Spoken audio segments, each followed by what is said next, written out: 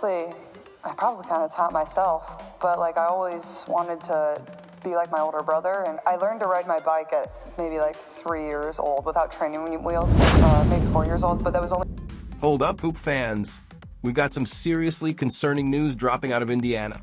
News that could shake the very foundations of the Indiana Fever franchise and, dare we say, the entire WNBA. Just when you thought the drama with Coach Stephanie White couldn't get any wilder. Hateful comments and threats, those aren't fans, those are trolls, and it's a real disservice to the people in our league, the organization. The Indiana Fever president steps into the spotlight with comments about building the brand that have left fans and analysts alike absolutely fuming. This isn't just about PR, it's about a fundamental misunderstanding of what makes this team relevant, and it's putting Caitlin Clark's future in the league in serious jeopardy. Meanwhile, amidst this front office chaos, a glimmer of excitement emerges as Washington Mystics rookie Sonia Citron opens up about joining Caitlin Clark on the All-Star stage. Get ready, because if those three-point bombers on Clark's team get hot, the All-Star game could be an absolute shootout. But before we dive into that All-Star sizzle, win a national championship in my home state, that I got to be a part of a WNBA championship in my home state, play professionally in my home state, and then be the head coach of my home franchise. We need to talk about the shockingly tone-deaf remarks from the Fever's top brass. Imagine this. You've got Michael Jordan and Scottie Pippen on your team. You're winning championships, packing arenas, and setting ratings records. Would you, as the team president, publicly state that you're trying to build the brand beyond these two generational talents? It sounds absurd, right? Well, that's essentially what the Indiana Fever president seems to be doing with Caitlin Clark and, to a lesser extent, Aaliyah Boston. In comments that have sent shockwaves through the WNBA universe, the Indiana Fever president was reportedly heard talking about trying to build an enduring brand for the Fever, something akin to Apple, that transcends any single player. This, dear fans, is where the disconnect becomes painfully clear. Let's be brutally honest.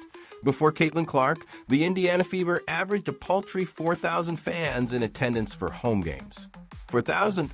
The WNBA, while growing, struggled for mainstream attention, with many games barely registering on the national radar. Then Caitlin Clark arrived. Suddenly, Gamebridge Fieldhouse is sold out every night. Ratings for Fever games and the WNBA as a whole have skyrocketed, sometimes reaching millions of viewers, numbers previously unimaginable for the league. Clark, she is the phenomenon, the magnet, the undeniable force that has brought unprecedented attention, investment, and new fans to women's basketball.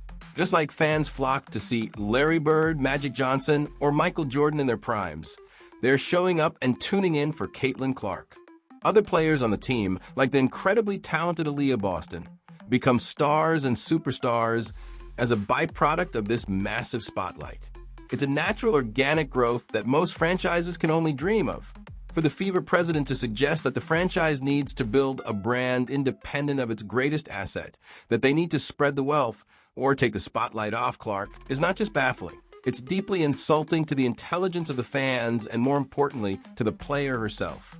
It implies a desire to control a narrative that is already writing itself, a narrative driven by Clark's undeniable star power. This isn't about fostering team play. It's about fundamentally misunderstanding the source of their current unprecedented success. Imagine the resentment this could foster within the franchise. Trying to cuff a player like Clark to prevent her from playing her natural game or to dilute her impact for some abstract brand-building goal is a recipe for disaster.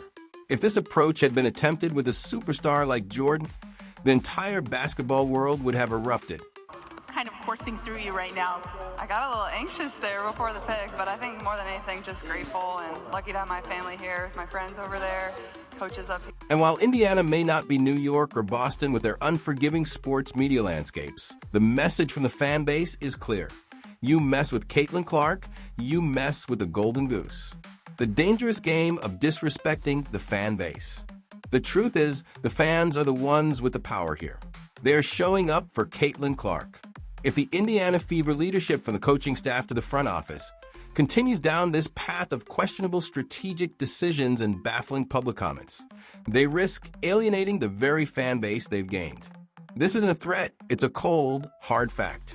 If you piss off this fan base and Caitlin Clark leaves, As one commentator put it, it's lights out. The Fever would regress to the days of drawing 4,000 people, and the newfound relevance they enjoy would vanish in a puff of smoke. Fans will follow Caitlin Clark wherever she goes. And let's be clear, there are plenty of other cities like Houston eagerly waiting to wrap their loving arms around her and never let her go. This isn't just about optics, it's about the financial viability and long-term relevance of the franchise. The WNBA and its stakeholders, including team ownership and the league commissioner Adam Silver, need to recognize the gravity of this situation. You're being warned by the fans, by analysts, by anyone who can see the forest for the trees. To ignore this warning and arrogantly believe we're not going to let the fans tell us what to do is a path to irrelevance. The fact that these comments were even uttered publicly, let alone defended, speaks volumes about a potential disconnect within the Fever organization. You have a foundational player in Caitlin Clark alongside a budding star in Aaliyah Boston. This is an opportunity for natural organic growth, to become the most valuable women's sports team in the country, the gold standard, America's team. But that potential is being actively undermined by leadership seemingly more concerned with some abstract brand ideal than with maximizing the incredible talent they possess.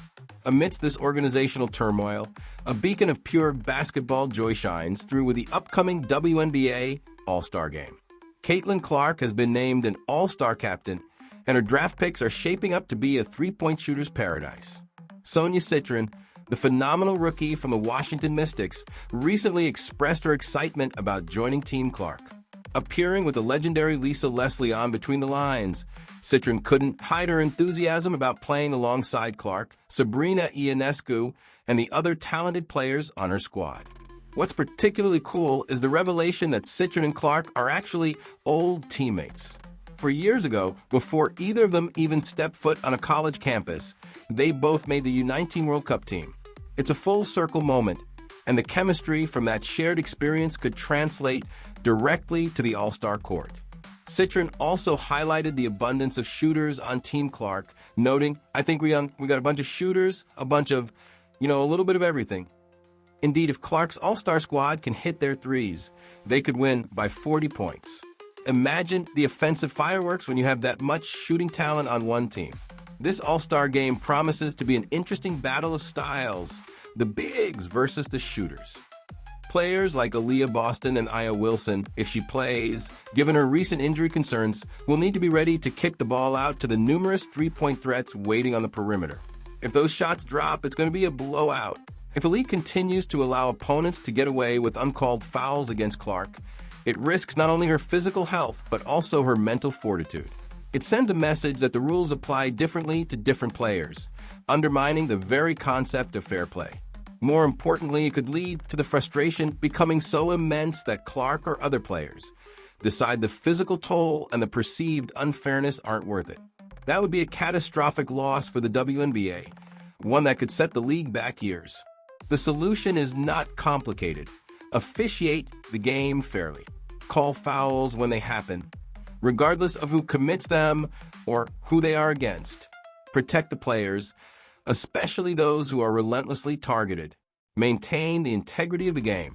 Anything less is a disservice to the players, the coaches, and the millions of new fans who have flocked to the WNBA because of the excitement and talent that Caitlin Clark brings. The future of the league, in many ways, hinges on how this fundamental issue is addressed. So what do you think? Does this viral photo prove a secret agenda against Caitlin Clark? Is the WNBA doing enough to protect its stars? Let us know your thoughts in the comments below. And if you want to stay on top of all the breaking news, unfiltered analysis, and dramatic moments in the world of basketball, make sure to like this video, subscribe to World Hoop, and hit that notification bell so you never miss a beat. Click the video on your screen for more of our latest content, and we'll see you in the next one.